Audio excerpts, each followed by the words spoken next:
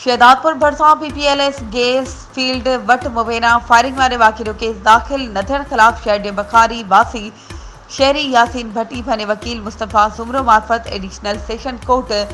Shahdadpur PCL इंतज़ामिया जे मलिक अदनान मलिक शकील ऐं ॿियनि नामालूम जवाबदारनि ते केस दाख़िल कराइण लाइ 22 एबीजी दरख़्वास्त दाख़िल कराई, जंहिंमें हिन मौक़िफ़ रखियो त पीसीएल इंतज़ामिया खां स्क्रैप ख़रीद कयो, जंहिंजी रक़म अदा करण बावजूदि स्क्रैप ॾियण बजाए 18 मार्च 2024 ते कंपनी खणी वञी रही हुई त शाम जे वक़्तु स्क्रीट ॾिसण लाइ कंपनी पहुतसि त मलिक अदनान जे चुर्च ते मलिक शकील ऐं 2 अणॼातल जवाबदारनि मथां फायरिंग कई, जेका संदसि गाॾी खे फायर लॻा। पुलिस केस दाख़िल करण खां इनकार करे छॾियो आहे। दाख़िल करायल दरख़्वास्त ते एडिशनल सेशन कोर्ट जज मिस्टर गुल मोहम्मद चांडो जी अदालत ॿुधणी कई, जिते पीसीएल इंतज़ामिया जे मलिक शकील पंहिंजे वकील एडवोकेट ताहिर यासीन राजपूत मार्फत पेश थियो, जिते वकील ताहिर एडवोकेट यासीन राजपूत दलील ॾिना त पुलिस रिपोर्ट मुताबिक़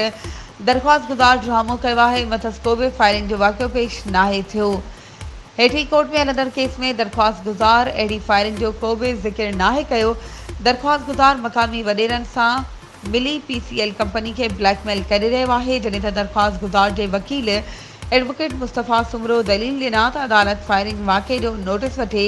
ऐं जवाबदारनि ख़िलाफ़ केस दाख़िल करण जो हुकुम जारी करे।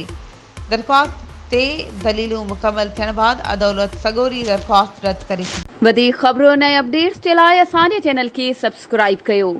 ऐं हा बेल आइकन खे प्रेस करणु न विसारिजो त जीअं असांजी हर नई अचण वारी वीडियो तव्हां ताईं पहुची